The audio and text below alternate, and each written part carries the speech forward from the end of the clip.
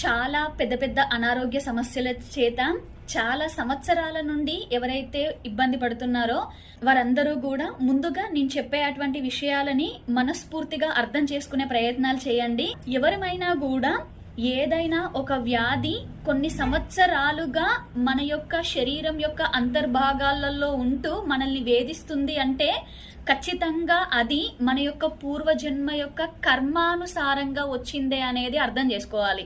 Okay, ఈ వ్యాధి వలన ఇబ్బంది పడుతున్నంత సేపు కూడా ఓకే, అది చాలా వర్ణనాతీతం అయినప్పటికీ కూడా తప్పదు, ఎవరి కర్మని వారు అనుభవించక తప్పదు అనేటువంటి దాని నుండి ఉన్నది ఉన్నట్టు అర్థం చేసుకునేటువంటి ప్రయత్నాలు చేయడానికే ఎక్కువగా ప్రయత్నం చేయండి.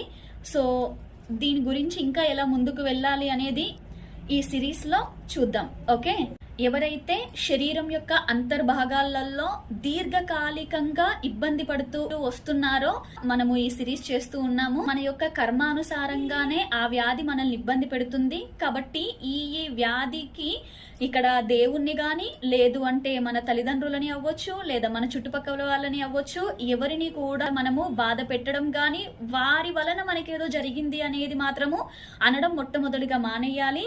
ఏ జన్మలో ఏ కర్మ యొక్క ఫలితమో ఇప్పుడు నేను అనుభవిస్తున్నాను అనే అటువంటి సత్యాన్ని ముందు మనకి మనంగా గ్రహించి, సో ఎప్పుడైతే అది విపరీతమైనటువంటి బాధని కలిగిస్తున్నప్పుడు ఆ కర్మ క్షయం అవుతుంది అనే అటువంటి పాయింట్ ని కూడా మనము గమనించుకోవాలి.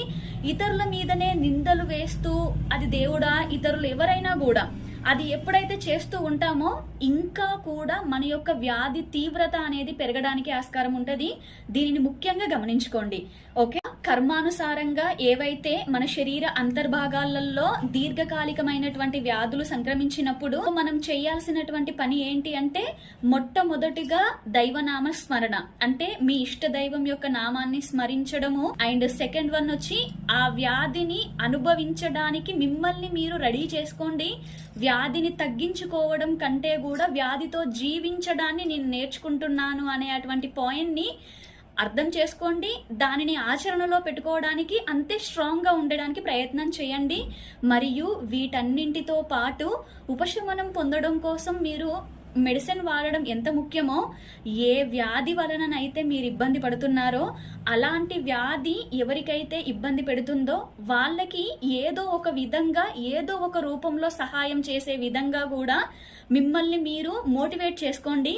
చాలా వరకు మన యొక్క కర్మ అనేది తగ్గడానికి చాలా హెల్ప్ చేస్తుంది.